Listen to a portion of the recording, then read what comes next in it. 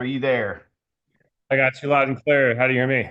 Hey, I can hear you. I appreciate you jumping on this morning and coming to our academy and as a mentor.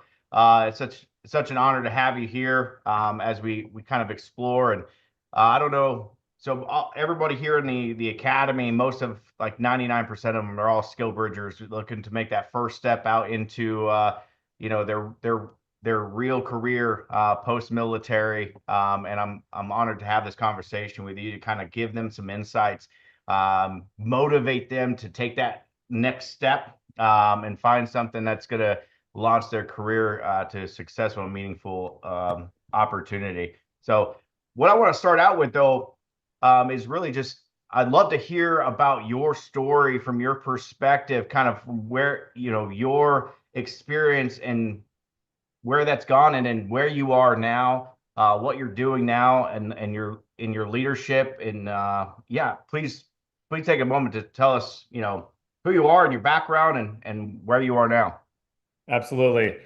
Well, again, I appreciate you, brother. I appreciate Jordy as well for giving me the opportunity to be here this morning.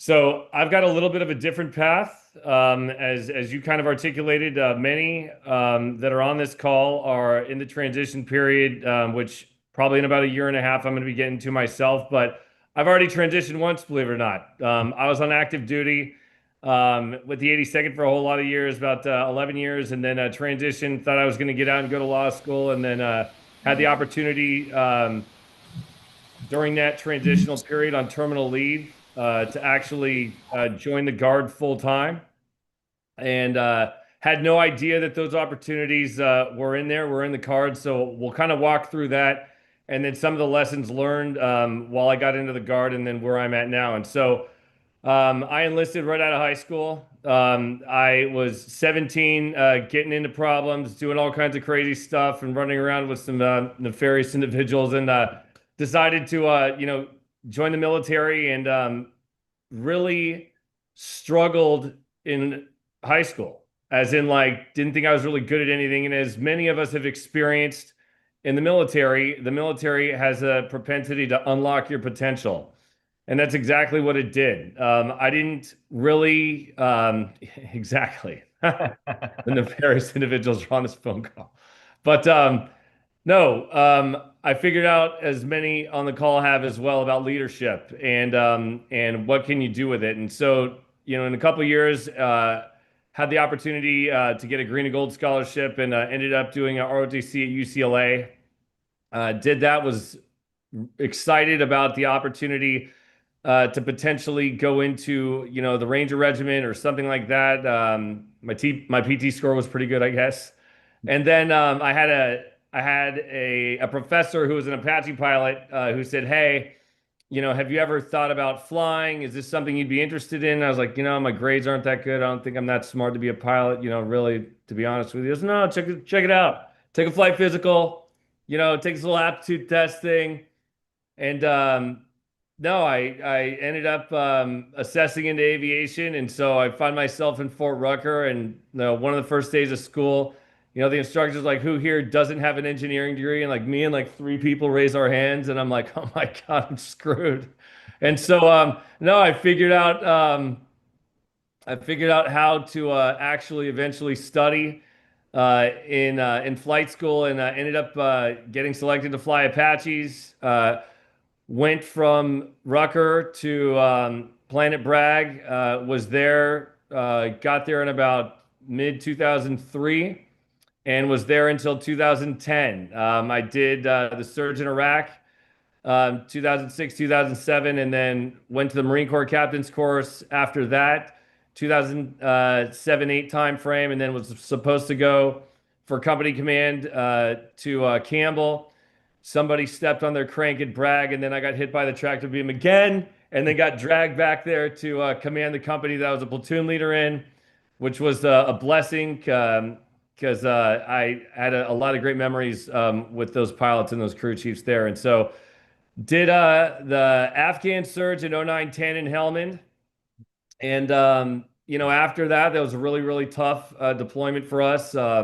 We lost an aircraft and one of our guys. And so that, combined with some stuff, on the home front, not having seen my wife for about 4 or 5 years of being married, I made the decision to get out, and as many on this call may be in that particular exact same situation. You're a senior captain, ready to figure out what you want to do, and there's nothing that my brigade commander could have told me or anything he could have offered me to make me stay. And so I did. I got out. Got my dragon stamp at Bragg, and then really sped through the transitional process. I admittedly did not have a plan. I thought my plan was I have a history degree. I'm going to move back to Southern California, back to where I'm from like the Karate Kid Valley. And I'm going to somehow go to law school and like figure it out. And that was ridiculous, admittedly. I ended up having to move back in with my in-laws.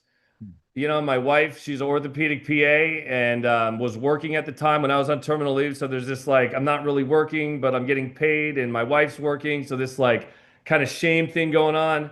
I had a lot of unprocessed stuff going on from my deployments that I had not handled. And, you know, it's my in-laws are like Jerry Seinfeld's parents. So that doesn't help anything either. And so it's just like this like pressure cooker, man. And I was having a really tough time. And so then I was took the LSAT, was applying to law schools, and had a buddy from the California Guard who provided an opportunity, to figure out how to work full time in the Guard. And I took advantage of that opportunity and went to the officer strength manager over at Los Alamitos, which is in Southern California, which is about 8 miles from my house at the time. And this guard recruiter, this officer strength manager guy, I remember the meeting was like at 10 o'clock on a Tuesday. So I show up, maroon beret in hand, ready to go. And this guy shows up, hair all jacked up, polo shirt untucked, jorts, and like Tiva sandals on. And he's like, "Hey, bro, you want to work? Let's go." And it's got like Doritos on his chair and everything else. And, we end up finding a spot, you can get promoted. And I didn't believe any of this. I'm like, how is this even possible? How did I not know about any of this? So which demonstrates that like maybe the Guard at the time back in 2010 didn't do an amazing job of sharing these opportunities, but then active duty Compo 1 did not do a great job of listening, right? I was in too much of a rush to get out, right? And so no, I ended up getting a job on Los Alamitos, and the whole law school thing kind of went away. And during that time, I had the fortune of becoming involved with some networking groups. We stood up this thing called the Orange County Young Executives, and I was, of course, like the only veteran, only military guy that was part of any of that. And really understanding through building these friendships and building these relationships with people, what it looks like on the outside, how to interact, how to talk to, how to understand, how civilian people, work, how they talk with each other. And through that time in Southern California, working there in the Guard, I really had some other great opportunities. There's a great story I like to tell where, like, every morning on the way to work, I would grab Starbucks, but I'd grab like my Samurai Gatorade, like a venti ice green tea with like 3 Splendas, right? And so there was a guy in front of me who ordered like the same thing one day. And like I look at this guy in front of me and he's like a Tony Stark clone. He's like a Hugo Boss model. He's got like, the shirt tucked into the jeans, and chiseled jaws, got the Hallmark movie scruff going on and everything else. And I asked this guy, I'm like, "Dude, what do you do?" And he's like, "Hey, do you know what the Apache helicopter is?" I'm like, I might know a guy who knows something about that. And he's like, "Yeah, in Huntington Beach in the industrial park, we build the rotor blades." I was like, "No way, interesting." And so started learning about that. "Hey, come over to the factory, come check this out." And so we did. I went over there, and what started as just a friendship, not wanting anything from him or to do anything like monetarily or anything, over a couple of years, he asked me, he's like, hey, would you give a talk about leadership to my company?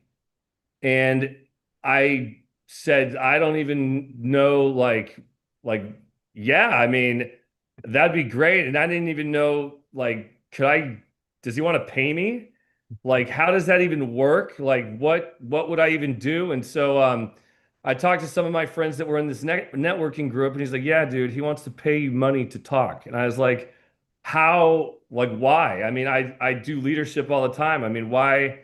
So this thing I'm learning back then, and now I understand and I accept now, is that in the military, we're institutionalized to always place the whole before the part, always place the team before the individual. And that's great for the military. That's a socialized type of organization. But as many of you have been told or are learning or will learn, the civilian world does not work that way, right? There's individual value that all of us have, and all of us probably don't understand.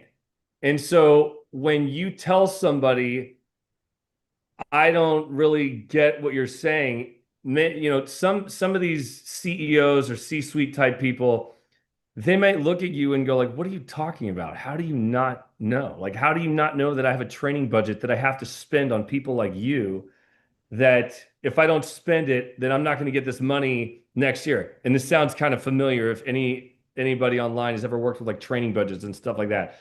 So this stuff's kind of like sinking into me, and I'm trying to figure this out. Like, well, okay, well, so then one of my friends helped me draft a proposal, and I had to, of course, clear this with JAG and everything like that, making sure that like there's certain rules you have to follow if you're gonna talk and do stuff on the side, even if you're like a Title 32 M-Day soldier like I was at the time, when all this was going on. And no, I had a friend help draft a proposal, and I submitted it to this friend slash CEO, and he accepted it. And I spoke, and that's how I ended up figuring out how to make this thing work. And so what people need to know moving forward out of this, and I think what's applicable to our team here online, is everyone here can do that. Everybody here has the ability and I mean, everyone here knows something about leadership. Everybody has been, in some type of situation where you've had to rise to the occasion. I was in a situation where, and through all this, I helped draft, a story that really helps, enable people to understand, whether you want to call it, battlefield to the boardroom or whatever type of transition you want to say. And so mine's called Hellfires to Humanity.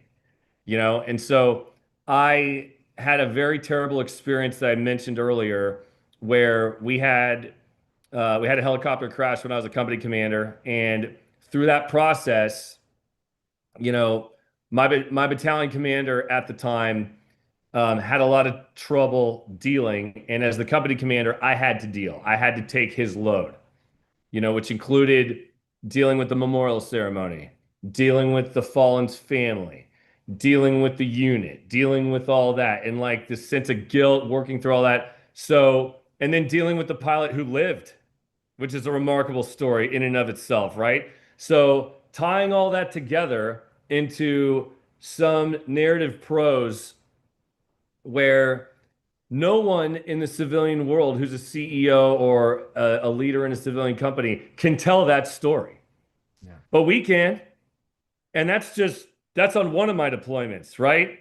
And so when you realize that like you don't need to write a script. I mean, the presentation that I have that I've done before, it's a sequence of pictures that are just woven together by storytelling and just telling people what happened, and then what are the specific lessons learned to take away from, like, how do I talk about resilience?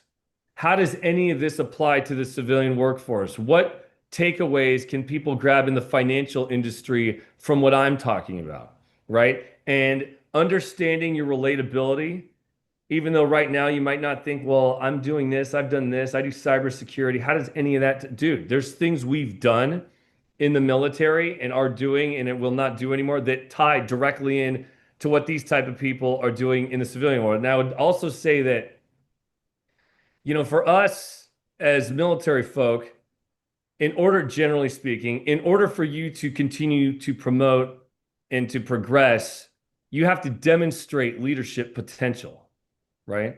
I mean, no matter what branch you're in.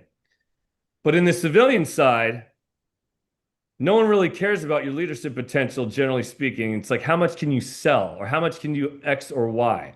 And unfortunately, as a result of that, sometimes you get people in these C-suite positions that don't necessarily know a tremendous amount about leadership Yeah. or can't put together a leadership development program or can't really offer like nuggets of wisdom like we've done so many times to like, XOs, to battalion commanders, to company commanders, or to whatever. And so that's another something that I learned, in just a lot of these talks with mentors that I have through this space. And so I've just been very fortunate to have a lot of right people mentor me at the right time, and I'm very grateful for that. And taking a look at the experiences that I've had and that many of us have had, how do you turn that those struggles that you've had, how do you turn that into strength into what you're going to do next and what you're going to do now? And I think once you get all that dialed and you figure out your individual value and you have a plan, I think it's a recipe for success and it's something that's going to work. And now I had, fast forward, I had the opportunity to go to the Title 10 program in the National Guard. And I had the opportunity to go to the National War College, had the opportunity now to be the director of aviation for the Guard, responsible for all the aircraft and personnel, and then eventually I'll jump. But it's just been a tremendous and remarkable journey and atypical.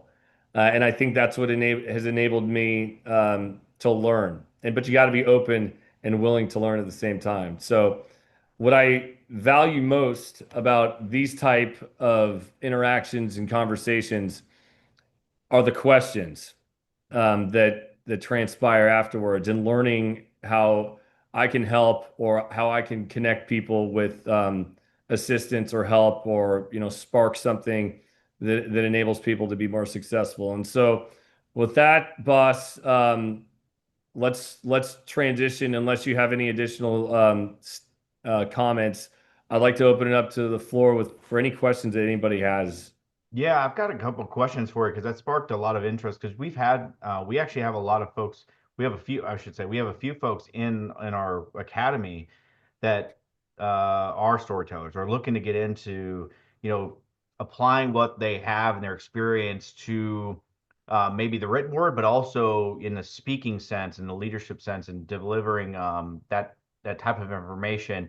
Obviously, you're in that space, and not everybody's going to run into somebody in front of them that's ordering the same cup of drink from Starbucks and just a happenstance situation.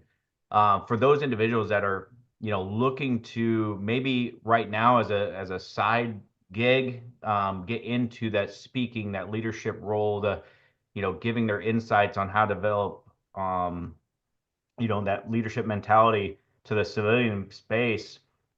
What's what's one piece of advice that you can give to them that for folks that are trying to maybe go off onto that path, and use their skill sets from the military to deliver that message? No, it's a great piece of question and feedback there. So first, as many people have potentially already experienced, if you know, I mean, there's a possibility, like if you go on LinkedIn and if you post, "Hey, check me out. I'm doing leadership development. Anyone interested?" Right? There's a possibility that people are going to be like, "That's great. So are the rest of us," or so are thousands of other people, right? So many of these opportunities are formed from connections and networking. Yeah. And so, what I would recommend if you have not done it is join one of these groups, like, Young Whatever or YPO or whatever. There's a ton of groups that are out there and city specific too. So, if you're like in LA or you're in Dallas or New York or Chicago or what have you, there's a lot of younger or even transitioning veterans groups or like business chambers of commerce or something, or like join these groups. And then from this point, that's when you can start having conversations with people and ask them straight up. I was like, or ask them, hey, what do you do for leadership in your company? And some people might go, oh, well, as a matter of fact, we've got a monthly program, blah, blah, blah, blah, blah, blah. And that gives you an in to say, well, hey, well, as a matter of fact, I actually do leadership development. One of the things I focus on is blah, blah, blah, blah, blah, this and that. And, I'd be very grateful for an opportunity if I could run this by you and tell me what you think, and see if that kind of fits with what you're trying to do. So that's one way. Secondly, if they say no, well, we don't even have like what would you do for leadership development? And that's when you can say, well, let me tell you what I can do. I actually have a program, I have a presentation, I have this, I have that. I have value to bring to you.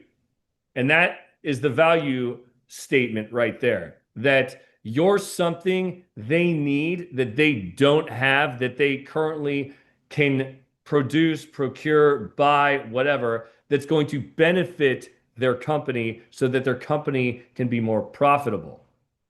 So that's how you have to tie it. So, what are you going to tell them to diminish their risk to make them more profitable? And that as soon as you can start talking value, then that's when you're going to start figuring out that this is not that hard. No, I agree. Yeah, no, I appreciate that insight for sure.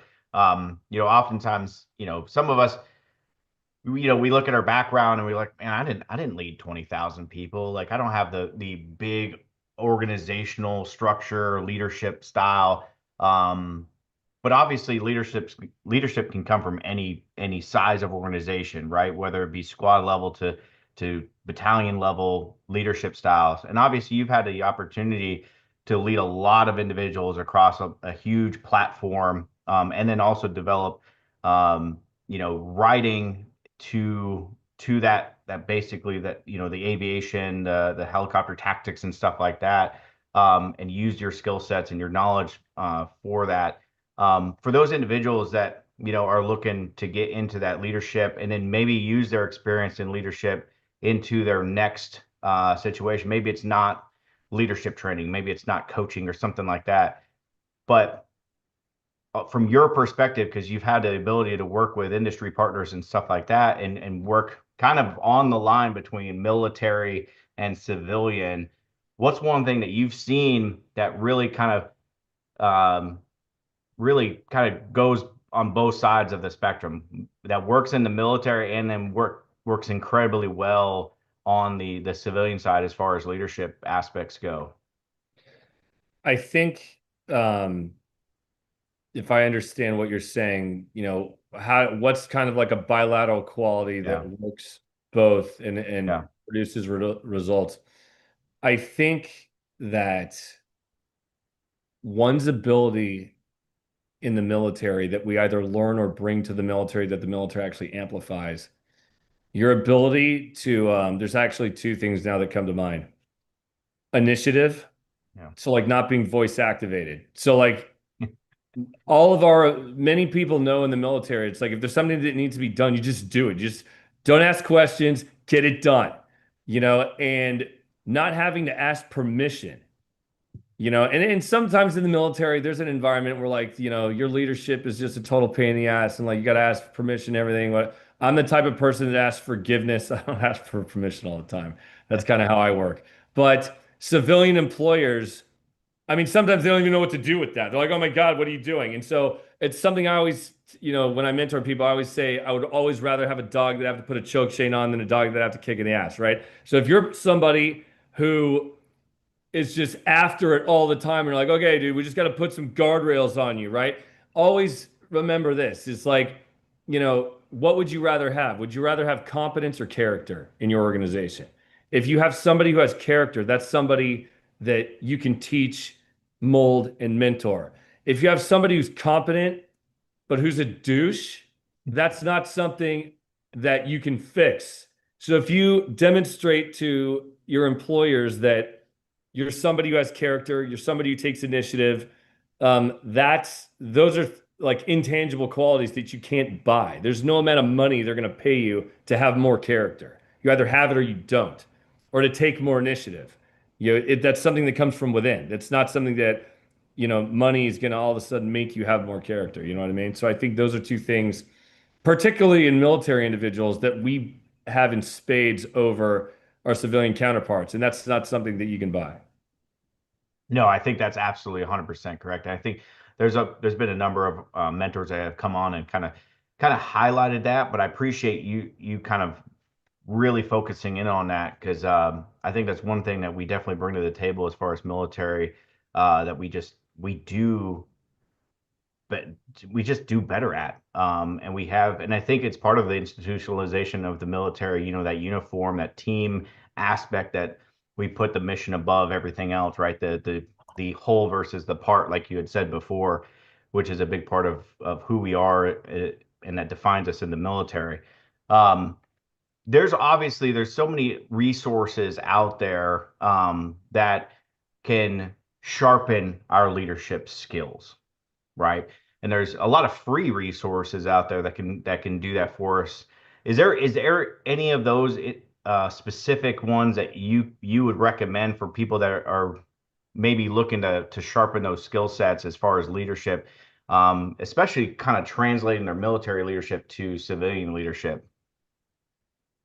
So one thing that, again, looking at going from the 35,000-foot organizational view down to the myopic individual view. So we're familiar with command climate surveys, DOC surveys. We're familiar with things, sometimes to the positive, sometimes to the negative. Yeah.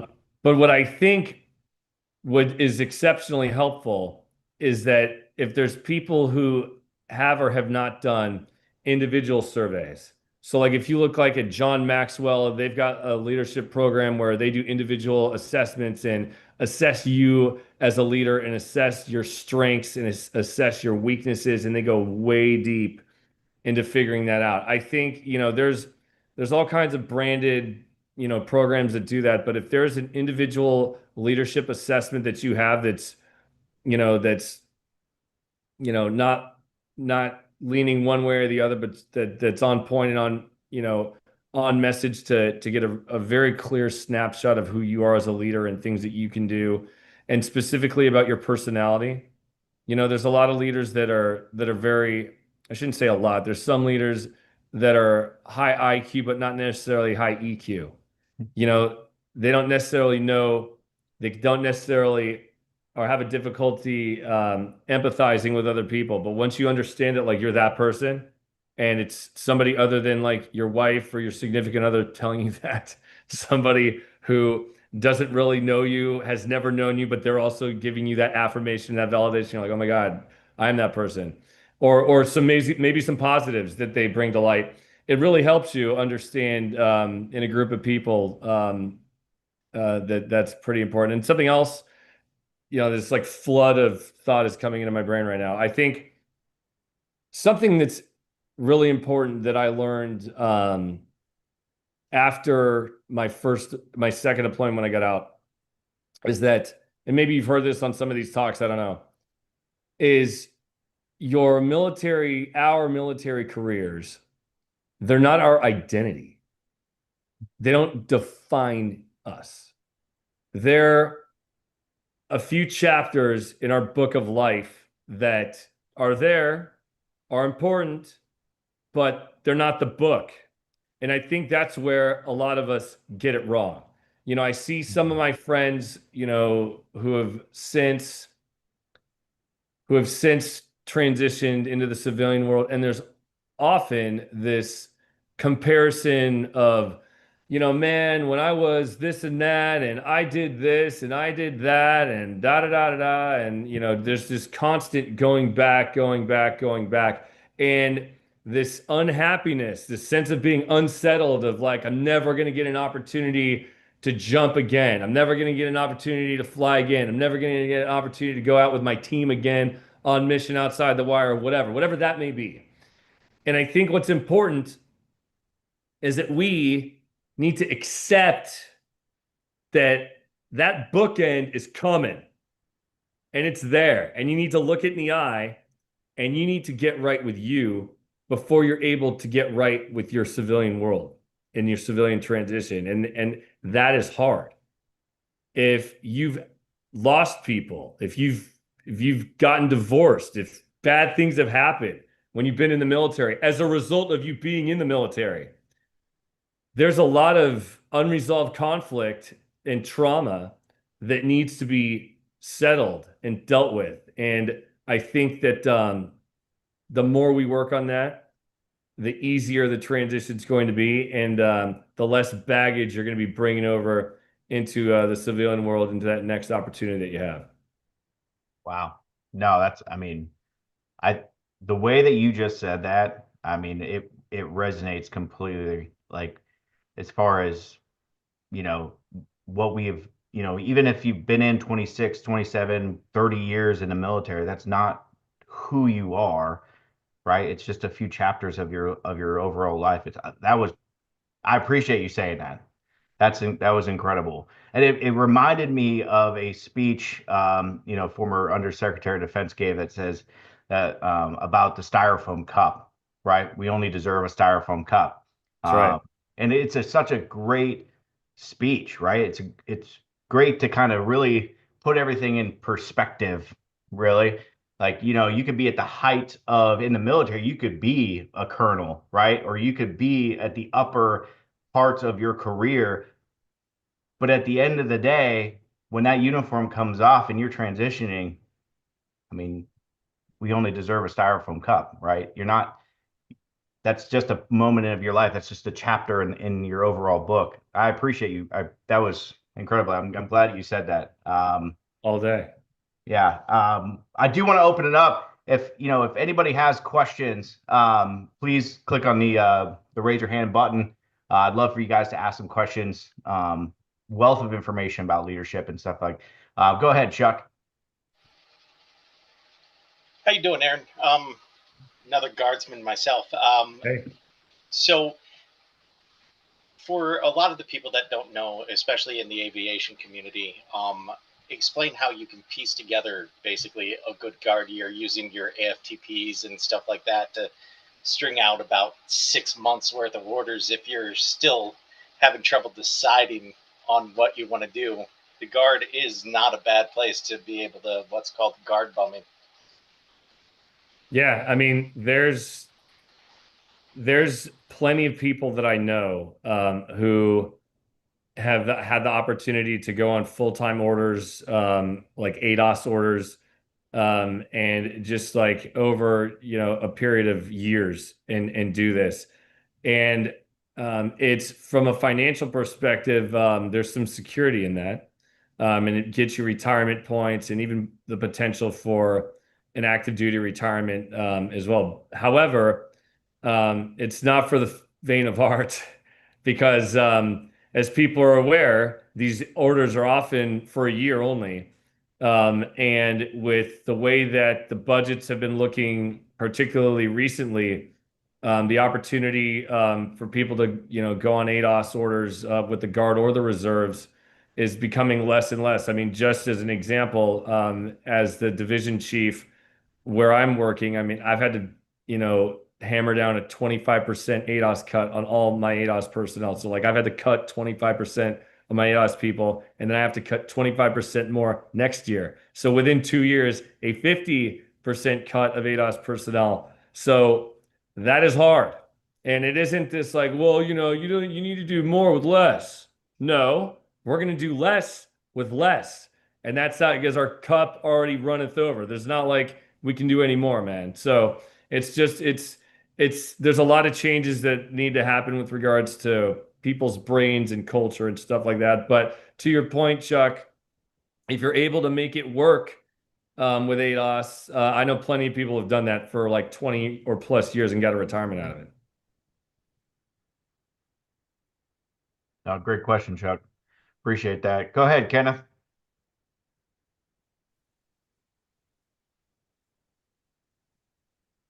Hey, how's it going? Good morning. Hey, good morning. Morning. Hey, I had a question. So when you were talking about when you were getting out, you kind of had like no plan and all that stuff. Yeah. Or you thought you had a plan and then you realized you were like, oh, I don't know what I'm doing. But I was gonna ask, so like when it comes to like pe people getting out and us transitioning Hmm. about like settling for less, maybe like in a better like a better community, like you see the community that you want to go into and it's got a good potential, but you have to settle for less, or should you just try to like maximize regardless of the situation of the community and like push through it? So two questions, Ken. When you say community, are you talking about like where you live like geographically, or are you talking about like community as in like what organization do you work with? Yeah, the organization. So I would have to tell you that number one, and this is for everybody on the call, you deserve to be happy, right? So that's part of this whole equation in transition. And you have to think about, what do you value more? I mean, specifically, if you've gotten to the point where you have reached a military retirement, you're going to have money coming in. I mean, and do you want to make that your income? And then, like, you have a little more flexibility to be a little more picky and choosy. But if you haven't gotten to that point where you're receiving a military retirement, you have to ask yourself, with regard to the community that you're going to be getting involved with, are you the right fit for that organization? I mean, you could probably succeed anywhere, Ken, but you have to figure out, is this the right fit for me? All right, am I just chasing the dollar? But as soon as I pull into my driveway when I get home, I'm gonna be like, damn, dude, I hate this job. This shit sucks. Or before you get into work that day, you're like, here we go. Let's make the best of this thing, you know? And so I would argue, if you look at, and again, this is a huge generalization here, many of these larger companies, when you transition into them, it's essentially like going back into the military, in that there's already a very, very hard structure and you have to prove yourself for a little bit and they don't trust you yet. And there's all this just organizational kung fu going on that's already prefab. It's already there. It's like, where do you fit into them? But when you go with a smaller company that's a little more flexible, that the rules aren't already solidified there, they can take a little bit more risk and they can unleash you and your potential. And in order for them to grow, in order for them to be more profitable, they have to be willing to trust, right? And so if they're willing to do that, then there could potentially be a bigger payoff for them, which might mean initially with the smaller company, you might have to take a little bit less to start. But if they blow up and you've got like equity or you've got shares or you have whatever, then that can be tremendously profitable for you, even if it means you have to take a little bit less, but it's the right fit. Does that make sense? Yeah, it makes sense. Okay. I'm starting to look at it like sports, like when a player goes to a team or something, and it might not be like the biggest team in the market, but it's a better place for them to grow. So Yeah, I kind of want to do something like that where I might have to take a little less, but it's a better place for me overall. I right. appreciate that. But if you have a faster opportunity to demonstrate to that CEO the value you bring to that company, they're going to want to pay you more because you're Yeah, going to make them more profitable and everybody's going to win. yeah. Thank you. Yeah.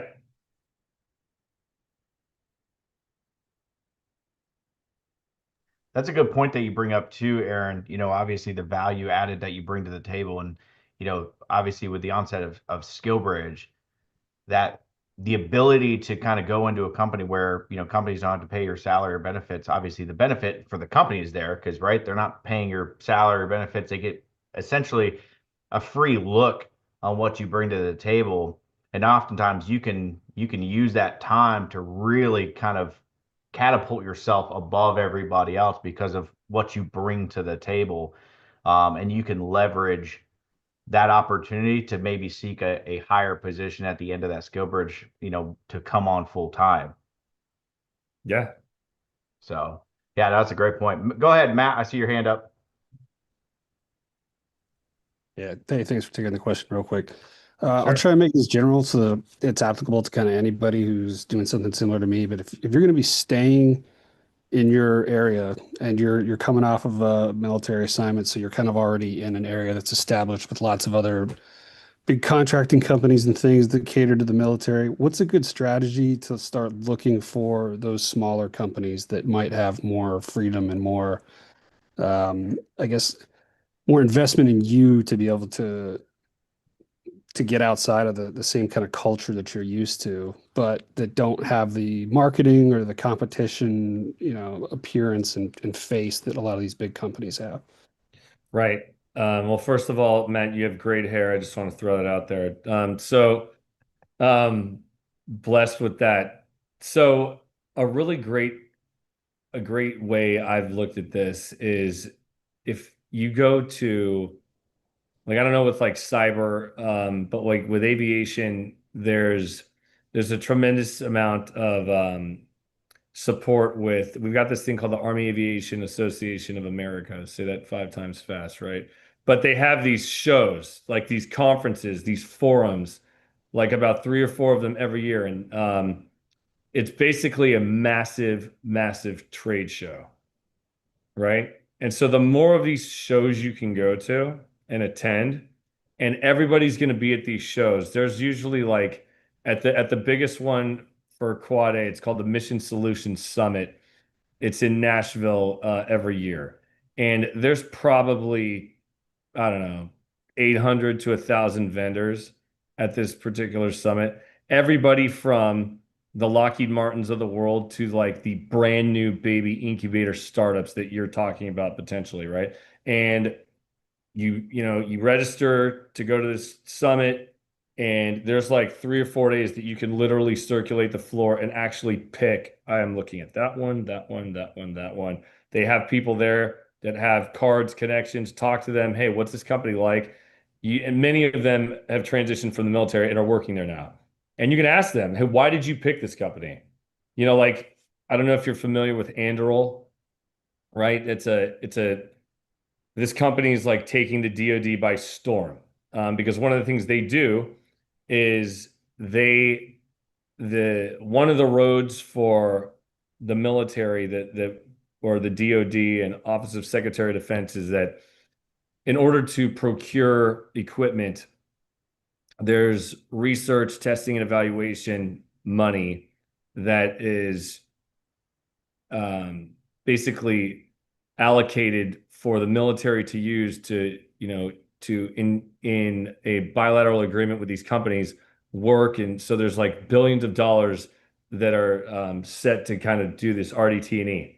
But what Anduril has done, and other companies are figuring this out, they do all this RDT&E in-house so that they bring a 90% solution to the DoD so that the DoD saves money and they don't have to spend any money on that. And as a result, Anduril has gotten like billion-dollar contracts. So there's smaller companies that you might be thinking about or might be, in your future that have that model, and that's what I would recommend. So yeah, see what, if you're into cybersecurity or whatnot, see what type of forums, shows, trade shows, stuff like that are coming up in the future in and around where you're living, or you might have to travel a little bit, but see, what's near where you're living and what are their arrangements for working. Do they have, hybrid schedules? Do they allow you to work remotely? And so the more people that you talk to at these particular forums, the greater opportunities that I think you'll have. Appreciate it. Thank Yeah. you. Great question, Matt. Go ahead, Michael. All right. Yeah, I'm just rebuilding a weed whacker here.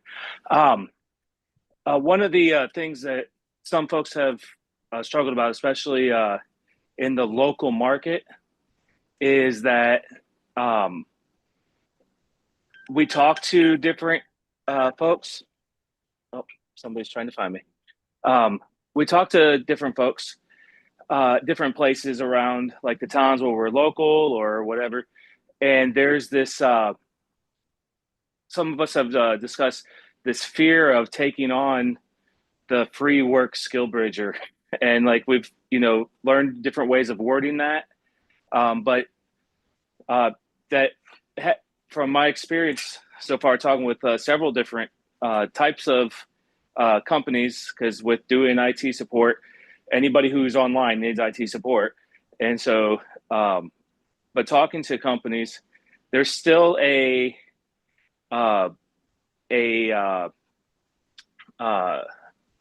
still like a distancing from what this idea of free work, and I guess a trust thing is this, like it comes off like almost like a scam.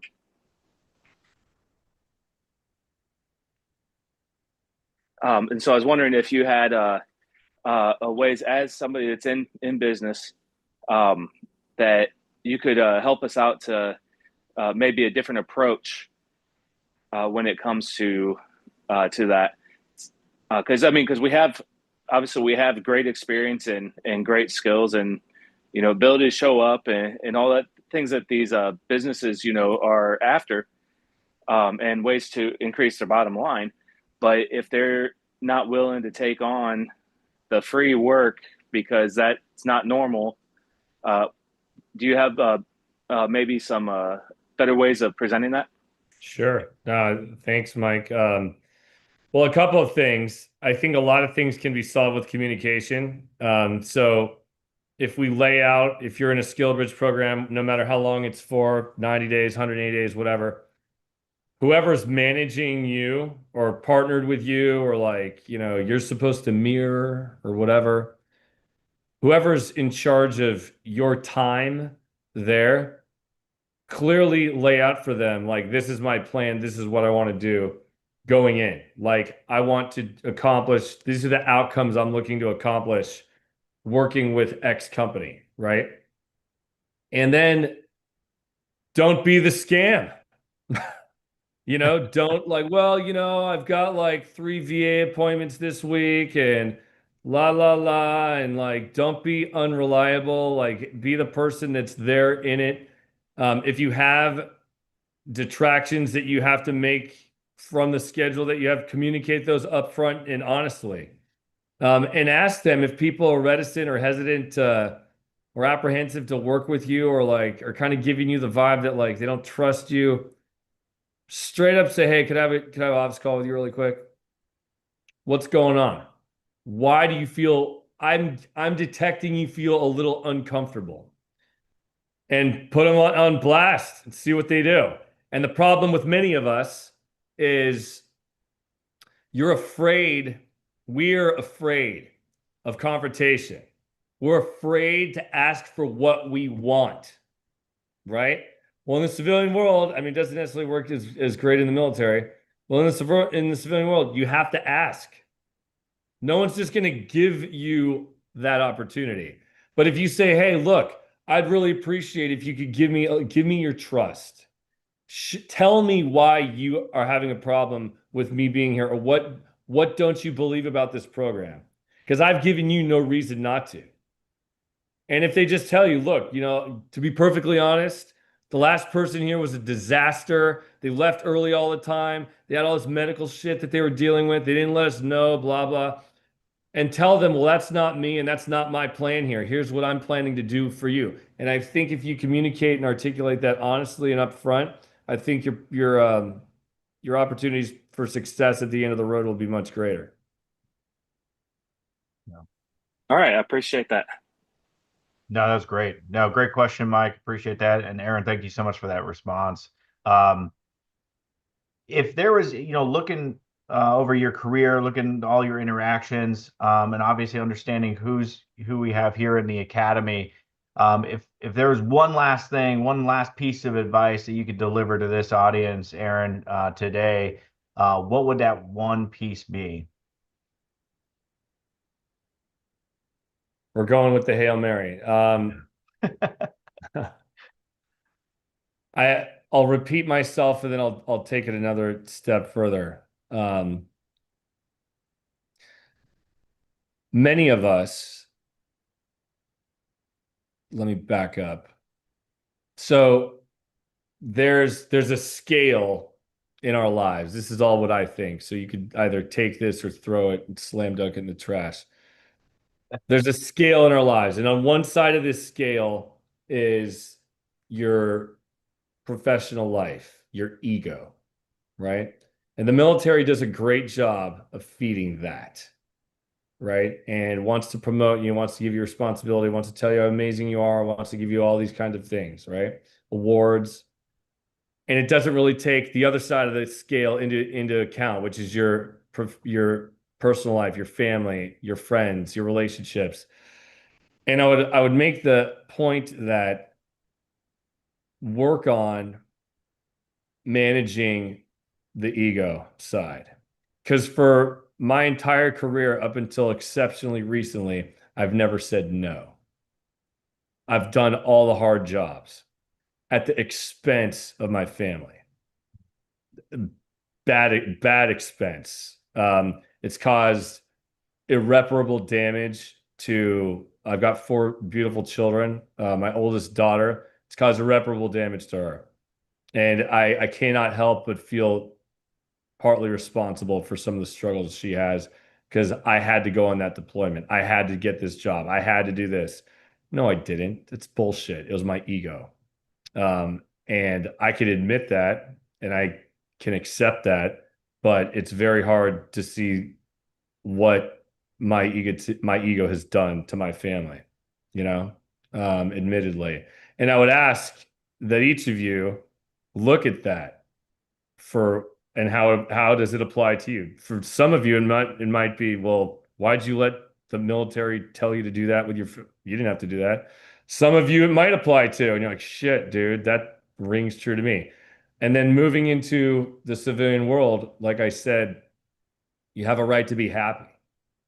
Even if it means making a little less money, you'll figure it out.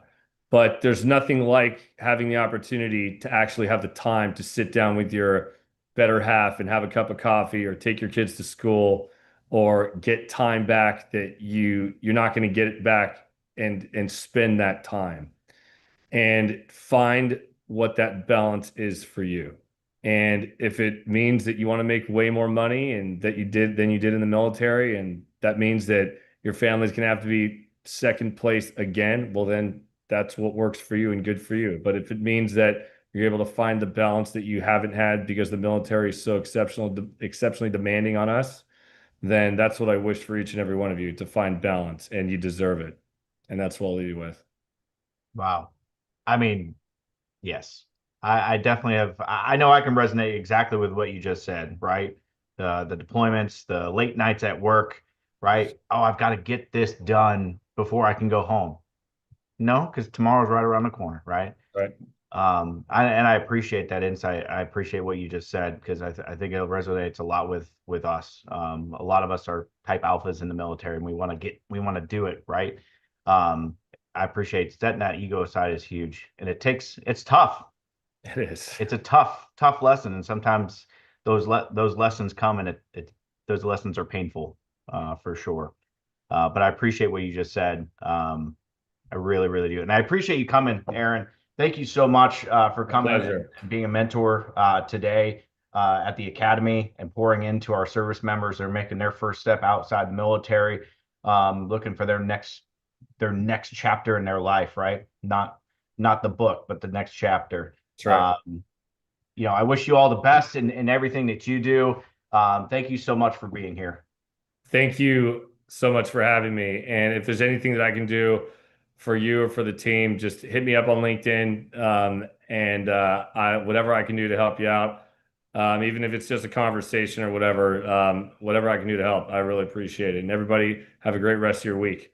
Awesome. Thanks, Aaron. Appreciate you. Cheers, man. All right, guys. Hey, you got about 5 minutes. Stand up, stretch your legs. We've got Steven Sopko here. He is going to be our next speaker. But go ahead and take a few minutes, and we will be right back here just after the top of the hour.